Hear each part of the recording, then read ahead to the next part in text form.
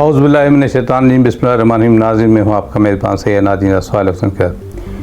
नाज़रीन, हमारे यहाँ सबसे बड़ा जो तबका है वो ज़राअत से वाबस्ता है, और ज़राअत के बाद हम जो है दूसरा तबका जो है वो नौकरी पेशा तबका है। नौकरी पेशा तबके में भी एक प्राइवेट जॉब करते हैं, गवर्नमेंट की जॉब करते हैं, और गवर्नमेंट के जो उसूल होते हैं उन्हीं पे कारआमद होते हैं सभी मुलाजिम।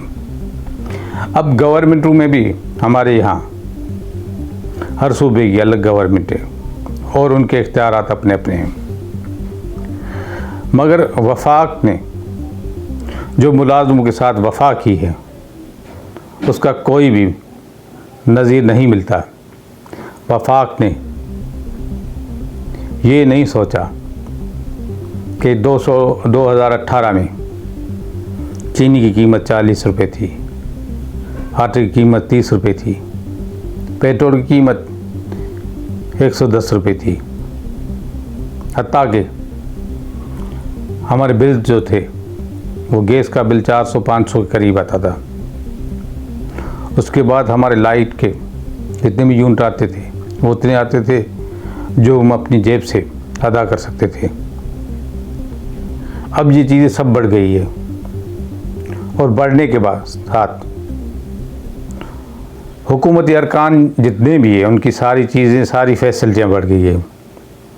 और मुझे खुशी है इस कर्ज़दार मुल्क में ऐसे अमीर हुक्मरान पाए जाते हैं जिनके पास न फ़कत पाकिस्तान में असासे हैं मगर पाकिस्तान के बाहर भी असासे। न फ़कत उनके पास असासे है पर उनके बच्चों के पास भी असासे है। ना उनके रिश्तेदारों को किसी जॉब की ज़रूरत है, ना उन्होंने अपनी जागीरें अभी तक घूम के देखिए, ना उन्होंने उन महलों में कदम रखा है जिन जो महल उन्होंने बनाए हैं, मगर पिस रहा है चक्की में एक किसान, एक ज़मींदार और एक आम सर्विस करने वाला बंदा।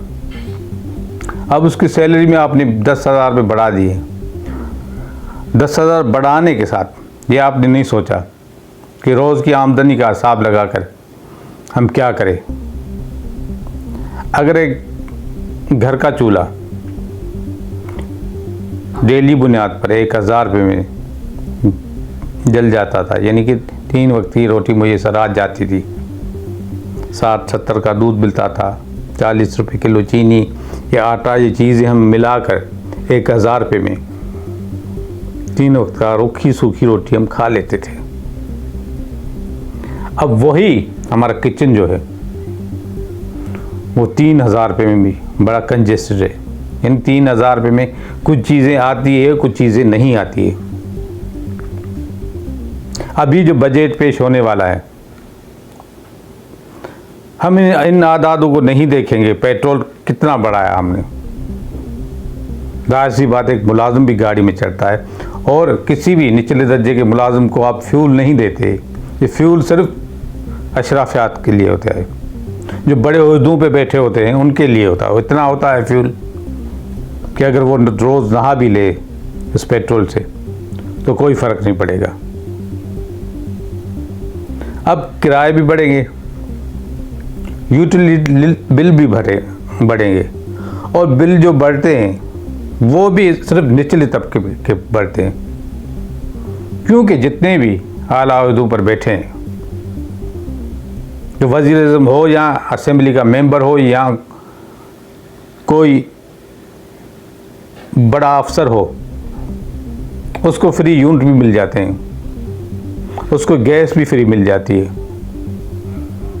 उसके दफ्तर से लेके गाड़ी और गाड़ी से लेके घर हर जगह पर एसी होती है, नॉन स्टॉप एसी होती है। 50 सेंटीग्रेड में जल रहा है निचले दर्जे का तब आदमी।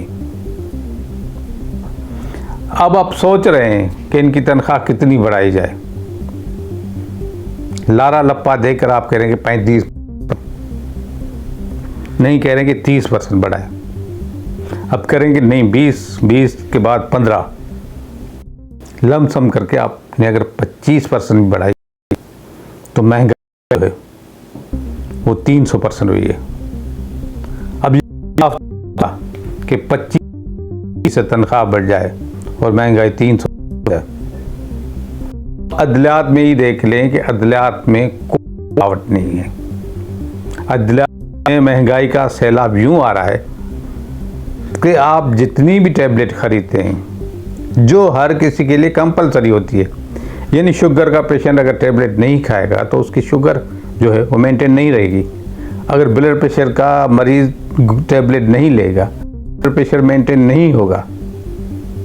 अब वो 10 रुपये वाली गोली जो है वो 50 रुपये की हो गई है, यानी परसेंटेज लगा लें कि कितने परसेंट बढ़ गई है, यानी 400-500% एक टैबलेट पे आपने बढ़ा दिए हैं। उसमें मैं इस बात में नहीं जाऊंगा कि ये चीज़ जो है ड्रग माफिया ने की है या दूसरी चीज़ों की। हमारे यहाँ इदारे मौजूद है, चीज़ों के रेट गिर गए हैं, फिर भी वो चीज़ें बाज़ार में वो उसी रेट पे मिल रही है। ये तो मैं कहूँगा सरासर जो है इंतज़ामी कमज़ोरी है, या उन अफसर के लिए जो सिर्फ तनख्वाह लेते हैं और रिश्वत लेना उनको आती है। बाकी दूसरी आवाम के वो मुलाजिम है नहीं, आवाम के टैक्स से उनकी तनख्वाह आती नहीं है। और बड़ा बोझ जो है आपके ऊपर वो पेंशनर का है। हर बार है IMF चिल्लाता है पेंशनर पेंशनर, क्योंकि पेंशनर जो है वो 60 साल का है। और ये पेंशन मैं आपको कहता हूँ किसी भी 60 साल के और 70 साल के बूढ़े के लिए सिर्फ पेंशन नहीं होती, उसकी इज्जत होती है। उसकी जवान औलाद के आगे हाथ को न फैलाए, किसी मुआशरे के सामने किसी को आगे हाथ को न फैलाए। ये एक चादर होती है जो एक बुजुर्ग की इज्जत को ढांप के रखती है। वो भी आप बड़े जोर शोर से 10% बढ़ाएंगे, हमने पेंशनर के लिए 10% बढ़ा दिए हैं। सिर्फ पेंशनर नहीं आते, उनमें पेंशनरों की बेवाएं भी आती है, उनके मासूम बच्चे भी आते हैं। वो भी इसी मुल्क में रहते हैं, वो भी यही बिजली इस्तेमाल करते हैं, वो भी यही गैस इस्तेमाल करते हैं। मगर दर्द उसको होता है जिसने जब दर्द देखा हो। हमारे साहिब इक़्तिदार कभी इन मराहलों से गुजरे ही नहीं है। उनको क्या पता कि 10 रुपये का नोट है, 100 रुपये का नोट है या 500 रुपये का नोट है। उनको खिताब करना होता है और हमको खिताब सुनना होता है, खिताब सुन के हमको जिए जिए कहना होता है। याद रखें, जो लोग आपके लिए जिए जिए कह रहे हैं,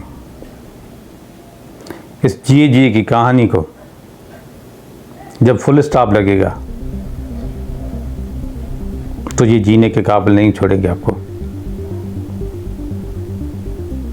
ये कौम जब उठकर खड़ी हुई तो आप सिर्फ देखते जाएंगे। आपके पास कितनी भी ताकत हो, कितनी भी दौलत हो, आप जमीन दोस्त हो जाएंगे।